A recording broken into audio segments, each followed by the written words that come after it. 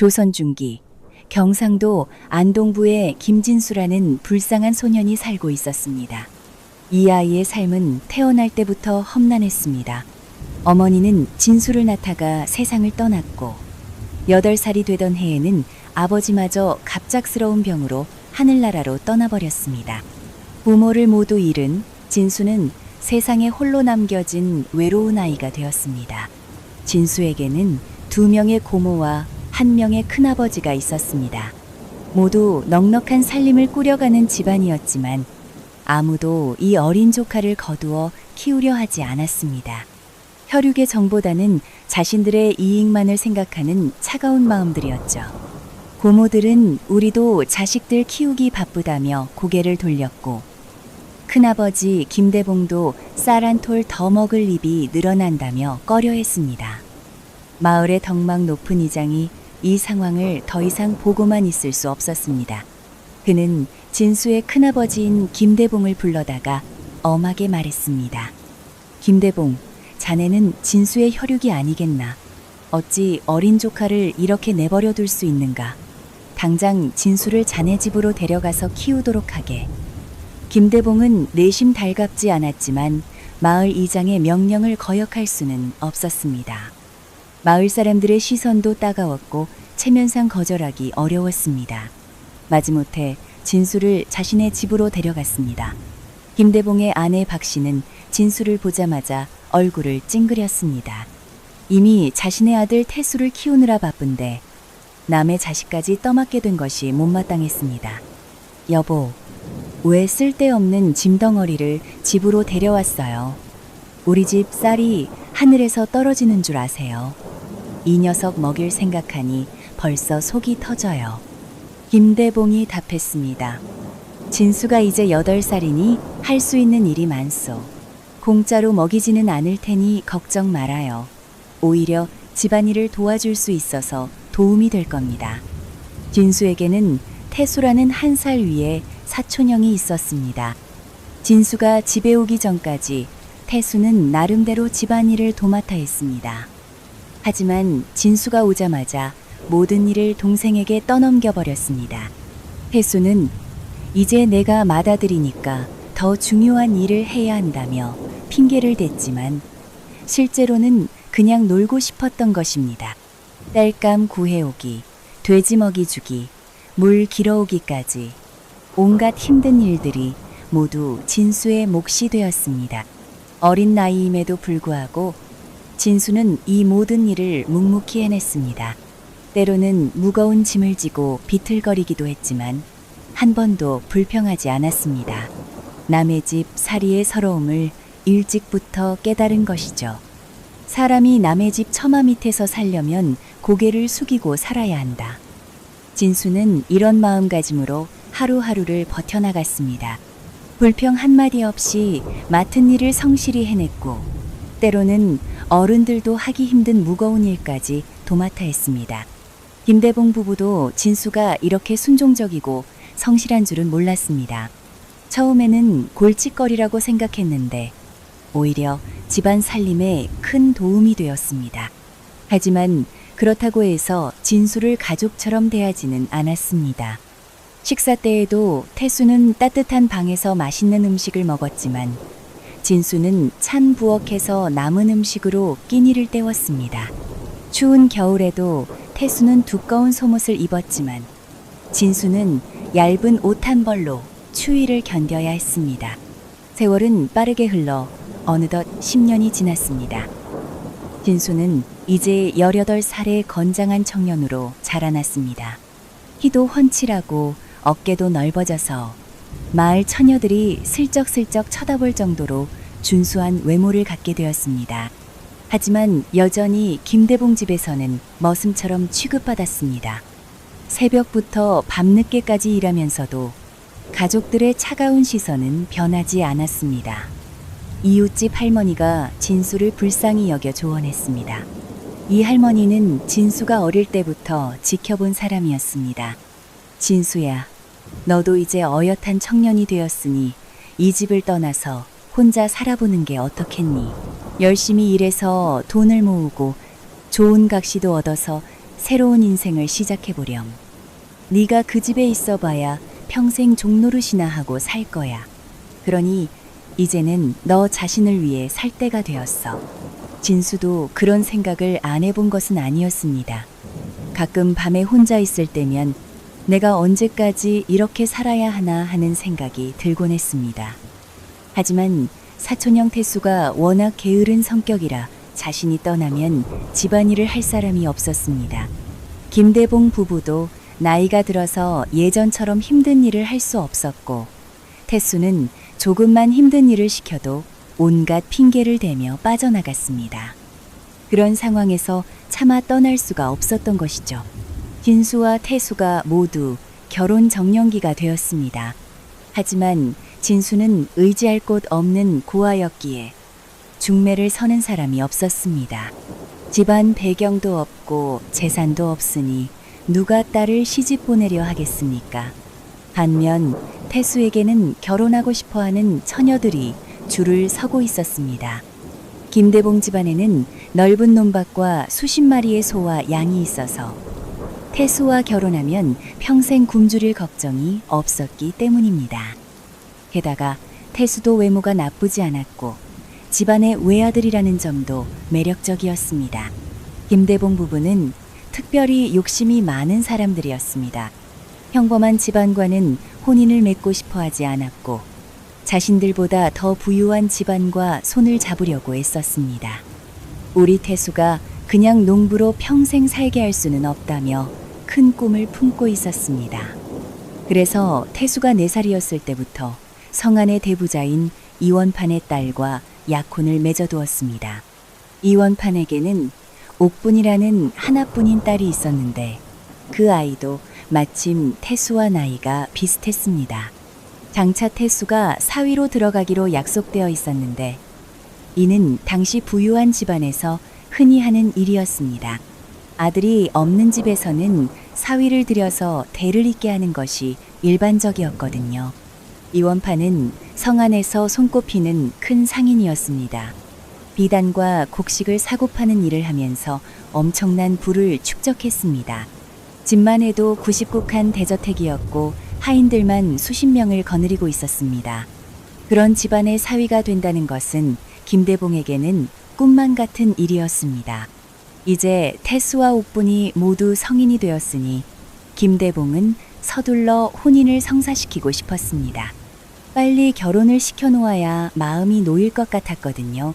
혹시라도 이원판이 마음을 바꾸거나 다른 집안에서 더 좋은 조건을 제시하면 어떻게 할지 걱정이 되었습니다. 그런데 하늘도 예상치 못한 일이 벌어졌습니다. 김대봉이 정식으로 혼담을 진행하려던 바로 그때 옥분에게 이상한 병이 생긴 것입니다. 갑자기 얼굴에 빨간 반점들이 돋아나기 시작했고 이원판은 온 동네의 유명한 의원들을 모두 불러다가 치료를 시켰지만 아무도 고칠 수 없었습니다. 한양에서 유명하다는 의원들까지 불러왔지만 결과는 마찬가지였습니다. 처음에는 단순한 뾰루지인 줄 알았는데 시간이 지나면서 점점 심해져서 고름까지 나오기 시작했습니다. 예전의 꽃처럼 아름답던 옥분의 얼굴이 말이 아니게 되어버린 것입니다. 옥분은 거울을 보기가 무서워서 방에만 틀어박혀 있었고 사람들을 만나는 것도 거부했습니다. 이원판 부부는 딸의 병이 나날이 악화되는 것을 보며 속이 타들어갔습니다. 밤잠을 이루지 못하고 하늘에 빌기도 하고 절에 가서 불공도 드려봤지만 소용이 없었습니다. 정말 방법이 없을까 고민하던 중에 누군가 현공도사라는 도술에 능한 분이 계시다는 소문을 듣게 되었습니다. 그분이 신기한 능력을 가지고 있어서 못 고치는 병이 없다는 이야기였습니다.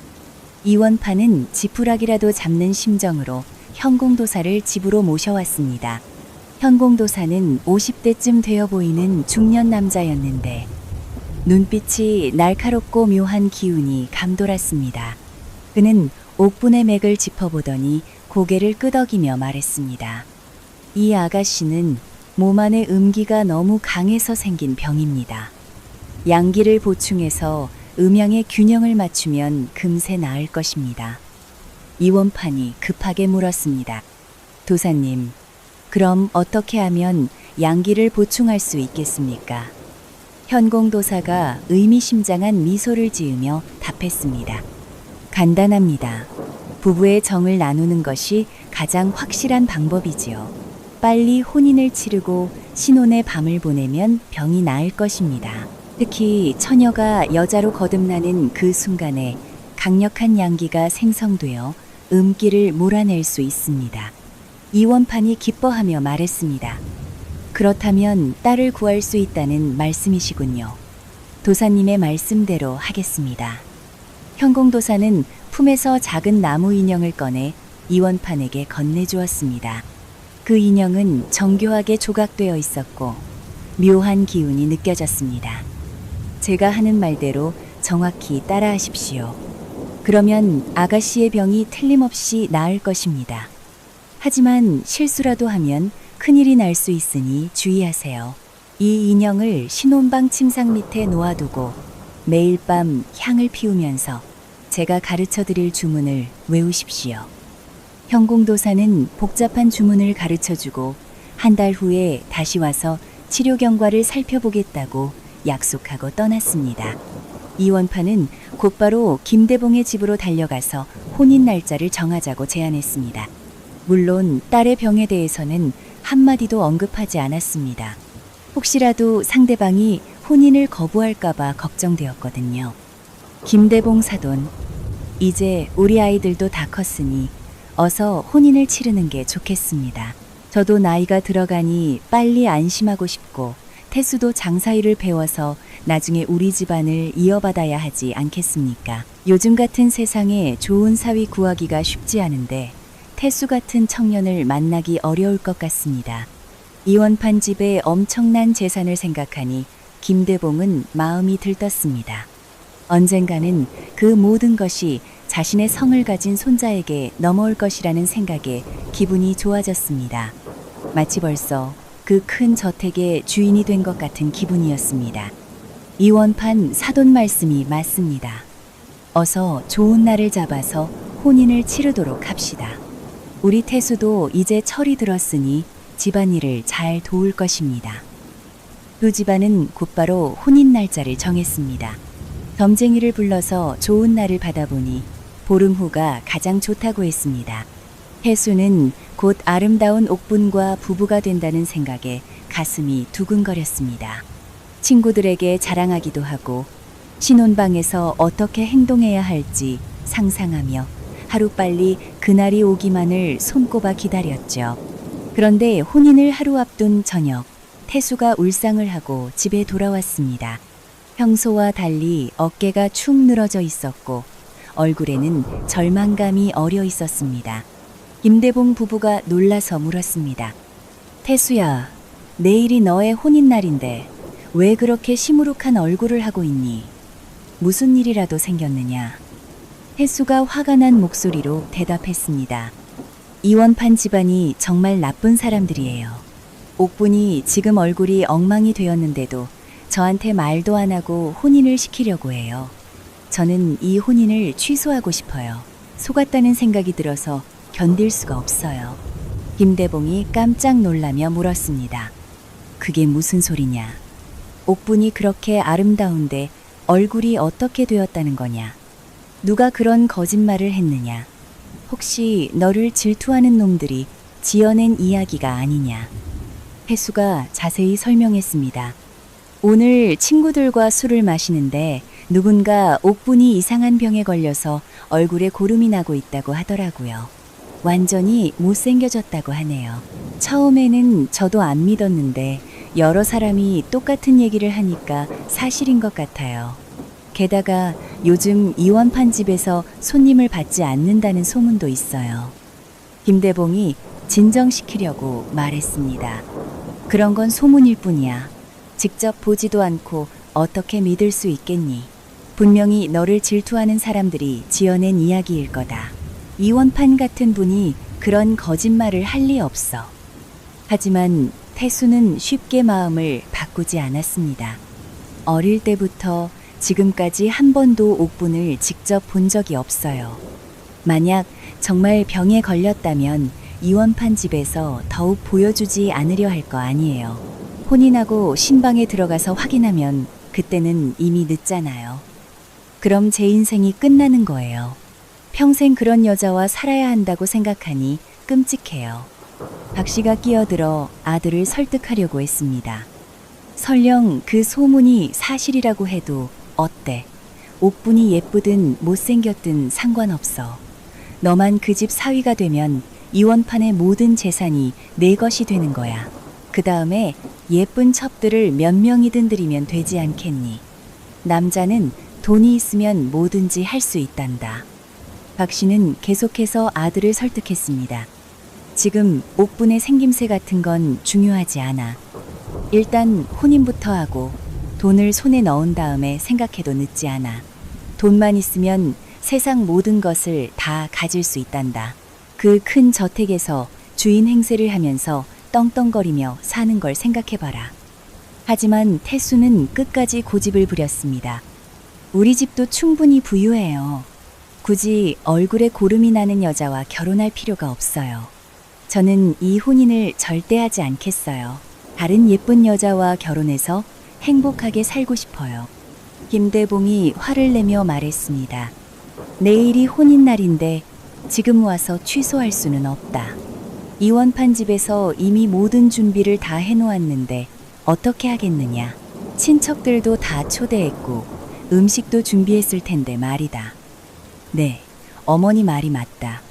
일단 혼인부터 하고 나중에 생각해라. 부모가 모두 반대하자 태수는 화가 나서 자신의 방으로 들어가 버렸습니다. 방문을 쾅 닫으며 소리쳤습니다. 절대 안 해요. 저를 억지로 끌고 갈 수는 없을 거예요. 박 씨는 혼인 예복을 태수의 방에 가져다 놓고 내일 아침 일찍 준비하라고 당부했습니다. 하지만 태수는 대답도 하지 않았습니다. 다음 날 새벽, 이원판 집에서 보낸 화려한 가마가 김대봉의 집 앞에 도착했습니다. 빨간 비단으로 장식된 가마에는 가마꾼 4명이 따라왔고 그 뒤로 악기를 든 악사들과 하인들이 줄지어 섰습니다. 김대봉은 서둘러 가마꾼들을 맞이하고 집 안으로 들여서 정성스럽게 차린 음식을 대접했습니다. 그런 다음 태수를 부르러 방으로 갔습니다. 그런데 문을 열어보니 방 안에는 아무도 없었습니다. 이불은 차갑게 식어 있었고 혼인 예복은 바닥에 던져져 있었습니다. 창문이 열려 있는 것을 보니 태수가 밤중에 창문으로 빠져나가 도망쳐버린 것입니다. 김대봉은 머리가 하얘졌습니다. 김대봉은 급하게 박 씨를 불러 상황을 알렸습니다. 박 씨도 깜짝 놀라며 얼굴이 새파랗게 변했습니다. 당신 어서 진수를 시켜서 태수를 찾아오세요. 가마가 이미 와 있는데 어떻게 하겠어요? 이원판 집에서 뭐라고 할지 생각만 해도 끔찍해요. 김대봉은 침착하게 행동해야 한다고 생각했습니다. 일단 가마꾼들에게는 신랑이 마지막 준비를 하고 있다고 둘러댔습니다. 진수는 마을 사람들과 함께 태수를 찾아 나섰습니다. 온 동네를 다 뒤져봤지만 태수는 어디에도 보이지 않았습니다. 1시간이 넘게 찾아다녔지만 결국 빈손으로 돌아올 수밖에 없었습니다. 이원판 집에서 온 사람들은 이미 식사를 마치고 신랑이 가마에 오르기를 기다리고 있었습니다. 가마꾼 대장이 김대봉에게 다가와서 말했습니다. 댁에서 너무 오래 기다리고 있습니다. 좋은 시간을 놓치면 혼인식에 차질이 생길 텐데요. 신랑님은 언제 나오실 건가요? 더 이상 시간을 끌 수도 없는 급박한 상황이었습니다. 김대봉은 정말 어쩔 수 없는 지경에 이르자 진수를 방으로 끌고 가서 말했습니다. 진수야, 어서 이 예복을 입고 네가 이원판 집으로 가거라. 진수는 너무 놀라서 눈이 휘둥그레졌습니다. 큰아버지, 그럴 수는 없어요. 그건 사람을 속이는 일이잖아요. 나중에 들통나면 어떻게 하시려고요? 김대봉이 다급하게 대답했습니다. 지금은 다른 방법이 없다. 태수를 찾을 수 없으니 네가 대신 가는 수밖에. 일단 혼인식부터 치르고 나중에 생각해보자. 김대봉은 말하면서 강제로 진수에게 예복을 입혔습니다. 진수가 거부하려고 하자 박 씨도 옆에서 거들었습니다. 진수야, 이원판 집 따님과 혼인하면 네가 평생 편하게 살 수 있어. 태수가 도망가지 않았다면 이런 좋은 기회가 너에게 올 리 없었을 거야. 이건 하늘이 내게 주는 기회란다. 더 이상 남의 집 머슴살이 하지 말고 떵떵거리며 살아보렴. 두 사람은 진수를 억지로 가마에 태워 보냈습니다. 진수는 가마 안에서 불안한 마음으로 앉아 있었습니다. 이원판 집 따님을 어떻게 대해야 할지 전혀 감이 오지 않았습니다. 내가 지금 무슨 일을 하고 있는 건가 하는 생각에 머리가 복잡했습니다. 가마가 흔들리며 이원판의 큰 저택 앞에 도착했습니다. 99칸 대저택답게 대문부터 웅장했고 집 안 곳곳에 등불이 환하게 켜져 있었습니다. 이원판이 나와서 신랑을 맞이했는데 진수를 보고 잠깐 의아한 표정을 지었습니다. 태수와는 생김새가 좀 다르다고 생각했거든요. 하지만 워낙 급한 상황이라 자세히 따지지는 않았습니다. 혼인식이 시작되었습니다.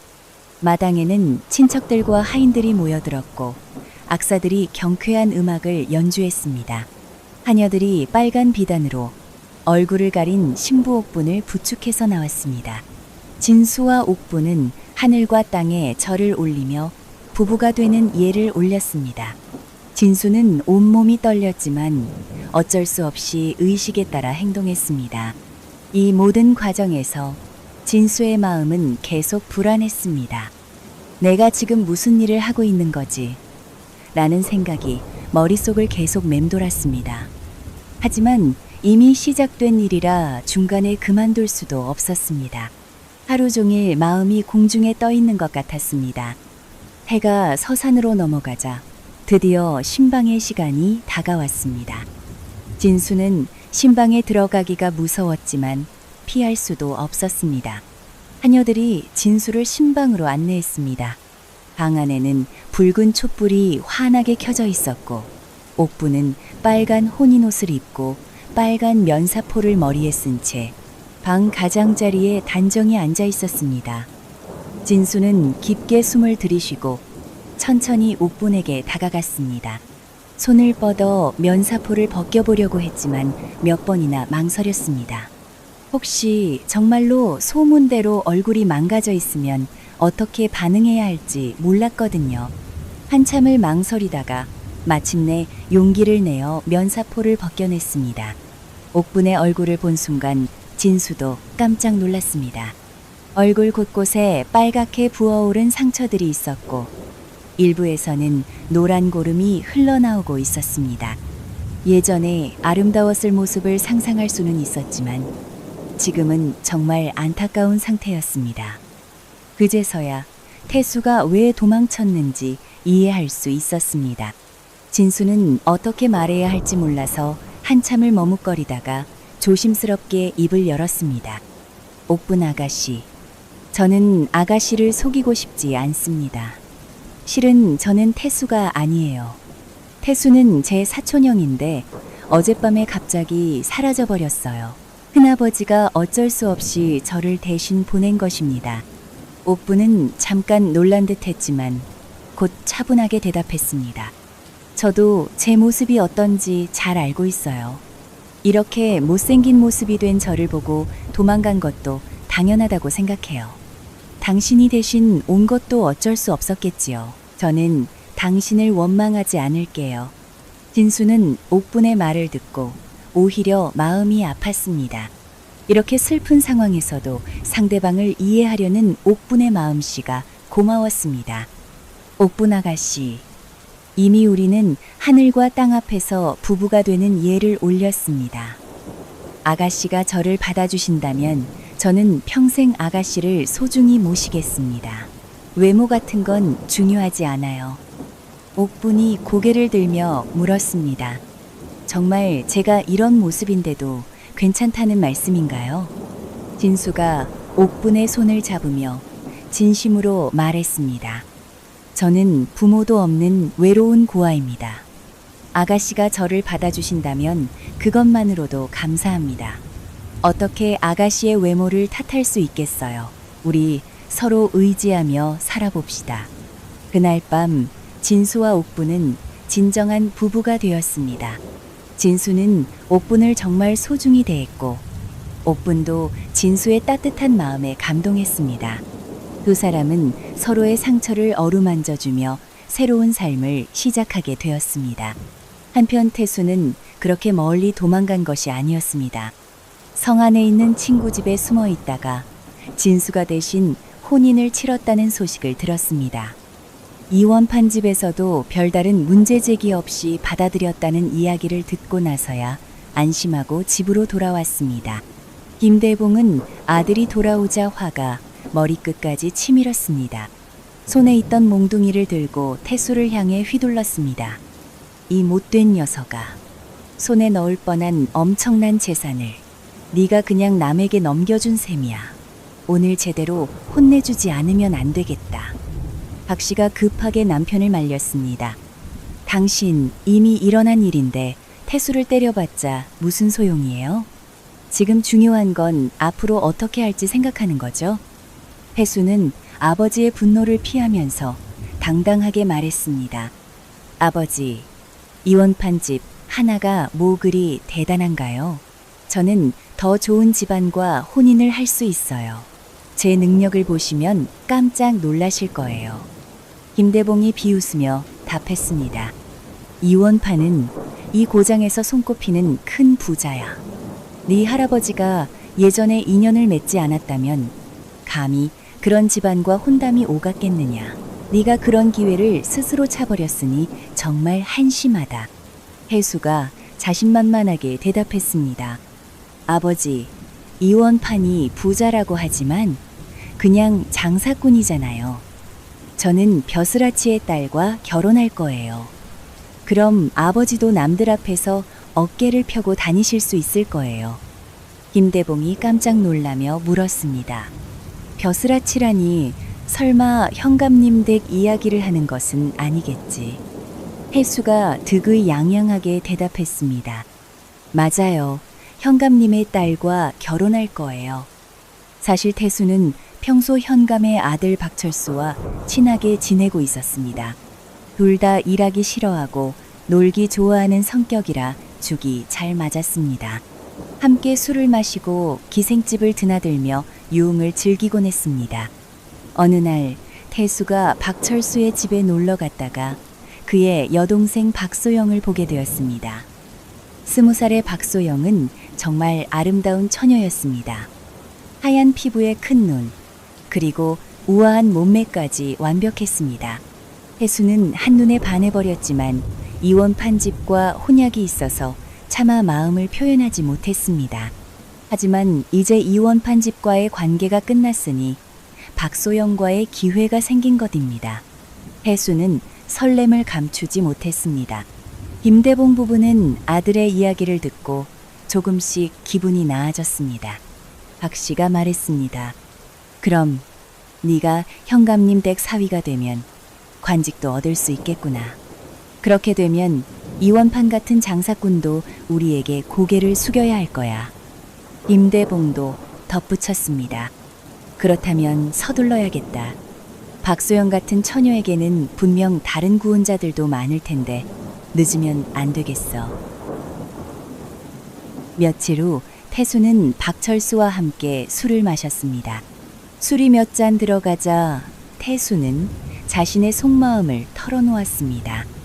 철수야, 사실 내가 하고 싶은 이야기가 있어. 박철수가 호기심 어린 눈으로 물었습니다. 뭔데? 그렇게 심각한 표정을 짓고 태수가 용기를 내어 말했습니다. 너희 누이 동생 소영이에게 마음이 있어. 혹시 내가 구원하면 어떨까? 박철수는 놀라기보다는 반가워했습니다. 아, 그런 거였구나. 사실 최근에 우리 집에 중매하러 오는 사람들이 많은데 소영이가 다 거절하고 있어. 혹시 마음에 둔 사람이 있나 했는데 너였구나. 혜수가 기뻐하며 말했습니다. 정말이야? 그럼 도와줄 수 있겠어? 박철수가 웃으면서 답했습니다. 당연하지. 내가 집에 가서 소영이한테 말해볼게. 잘 되면 좋겠는데. 사실 박소영도 태수에게 호감을 갖고 있었습니다. 오빠 친구들 중에서 가장 잘생겼고 몸도 좋아 보였거든요. 오빠가 태수 이야기를 꺼내자 얼굴이 빨갛게 달아올랐습니다. 오빠, 정말 그런 이야기를 했어요. 박철수가 누이를 놀리며 말했습니다. 왜 싫어? 태수는 좋은 친구야. 성격도 괜찮고 집안도 부유하고. 박소영이 부끄러워하며 고개를 끄덕였습니다. 싫지는 않아요. 현감 박지원은 딸을 매우 아끼는 아버지였습니다. 딸이 원하는 것이라면 뭐든지 들어주는 편이었습니다. 박소영이 태수와의 혼인을 원한다고 하자 흔쾌히 승낙했습니다. 소영이가 좋다고 하면 아버지는 반대할 이유가 없다. 김대봉 집안도 이 고장에서는 제법 알려진 분홍이니 걱정할 것 없어. 이렇게 해서 태수는 마침내 아름다운 박소영과 결혼하게 되었습니다. 장인어른의 도움으로 군청에서 작은 벼슬까지 얻게 되어 김대봉 집안은 하루아침에 크게 출세했습니다. 김대봉 부부는 온 마을 사람들 앞에서 아들 자랑을 했습니다.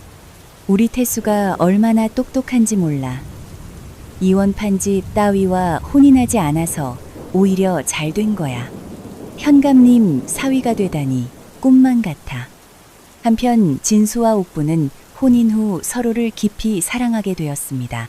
진수는 옥분을 정말 소중히 대했고 옥분도 진수의 따뜻한 마음에 감사했습니다.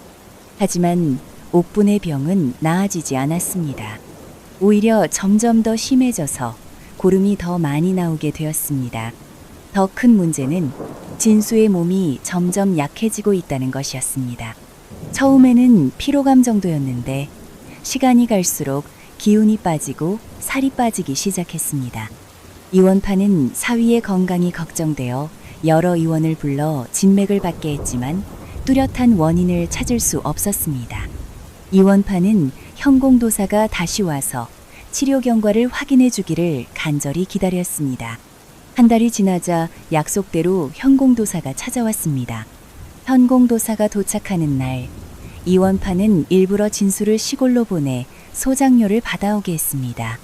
혹시 현공도사가 하는 일을 진수가 보게 되면 문제가 될 수도 있다고 생각했거든요. 진수는 시골로 가서 소작인들을 찾아다니며 소장료를 받기 시작했습니다. 첫 번째로 찾은 집은 늙은 할아버지, 할머니와 어린 손자 둘이 사는 집이었습니다. 이 가족은 정말 가난해서 묽은 나물죽으로 끼니를 때우고 있었습니다. 옷도 너무 해져서 기워 입은 자국이 여기저기 보였습니다. 진수는 이런 상황을 보고 어떻게 소장료를 받으라고 말할 수 있겠습니까? 오히려 품에서 돈을 꺼내어 할아버지에게 건네주었습니다. 할아버지, 이 돈으로 쌀을 좀 사서 아이들에게 따뜻한 밥을 해주세요. 할아버지는 이런 은혜를 베푸는 사람을 처음 보았습니다. 눈물을 흘리며 땅에 엎드려 절했습니다. 고맙습니다. 고맙습니다. 이런 은혜를 어떻게 갚아야 할지 모르겠습니다. 진수가 할아버지를 부축하며 말했습니다. 할아버지, 이렇게 절하시면 안 됩니다. 어서 일어나세요. 평소에 이원판이 소장료를 받으러 다니는 데에는 이틀이 걸렸는데 진수는 하루 만에 모든 집을 다 돌았습니다. 가난한 집에서는 소장료를 받지 않고 오히려 돈을 주고 다녔기 때문입니다. 받은 곡식들은 창고에 보관해두고 급히 집으로 돌아왔습니다. 집으로 돌아가는 길에 갑자기 누군가가 진수를 넘어뜨렸습니다. 진수가 일어나서 보니 길가에 더러운 옷을 입은 늙은 거지가 앉아 있었습니다. 거지는 화가 난 목소리로 말했습니다. 누가 눈이 있으면서 사람을 밟고 지나가느냐. 정말 버릇없는 놈이군. 진수는 자세히 보니 그 거지가 머리는 헝클어지고 손에는 막대기와 낡은 그릇을 들고 있었습니다. 진수는 정중하게 사과했습니다. 죄송합니다, 할아버지. 제가 너무 급하게 가느라고 보지 못했습니다. 다치신 곳은 없으신가요? 거지 노인이 더욱 화를 내며 말했습니다. 뭐가 그리 급해서 그러느냐? 혹시 누가 죽어가기라도 하느냐? 진수는 거지의 말이 좀 이상했지만 참고 넘어가려고 했습니다. 정말 죄송합니다. 할아버지께서 다치신 게 아니라면 저는 이만 가보겠습니다. 그런데 거지가 갑자기 다리를 아프다며 일어나지 못하겠다고 했습니다. 네가 나를 밟아서 다리가 아파 걸을 수가 없다. 성문 안까지 업고 가라. 진수는 어이가 없었지만 자신이 부딪힌 것이 사실이니 거절할 수 없었습니다. 거지를 등에 업고 성문까지 가니 이미 밤이 깊었습니다. 진수가 말했습니다. 할아버지, 주막에 방을 잡아드리고 내일 의원님께 다리를 보이시는 게 어떨까요? 그런데 거지가 고개를 저으며 말했습니다. 내 집이 여기 성 안에 있다며? 나는 내 집에서 자야겠다. 진수는 당황했습니다. 장인어른의 큰 집에 더러운 거지를 데려갈 수는 없는 일이었습니다. 할아버지, 그건 좀 어려울 것 같습니다. 제가 여관비를 내드릴 테니. 거지가 진수의 말을 끊으며 말했습니다. 나는 그냥 가는 게 아니다. 네 목숨을 구하러 가는 거야. 진수는 거지의 말을 믿을 수가 없었지만 하도 확신에 차서 말하니 뭔가 범상치 않다는 느낌이 들었습니다. 할아버지, 제 목숨을 구한다니 무슨 말씀이신가요? 거지가 진지하게 대답했습니다. 오늘 네가 가난한 사람들을 도와준 선행을 내가 다 보았다. 그래서 너를 구해주려는 것이야. 만약 내 말을 안 믿겠다면 그냥 가거라. 진수는 이상했지만 거지의 말에 무언가 진실이 담겨 있는 것 같아서 집으로 데려가기로 했습니다.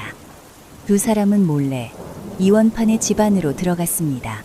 거지는 코를 킁킁거리더니 곧바로 이원판의 방으로 향했습니다. 방에는 아직 불이 켜져 있었습니다.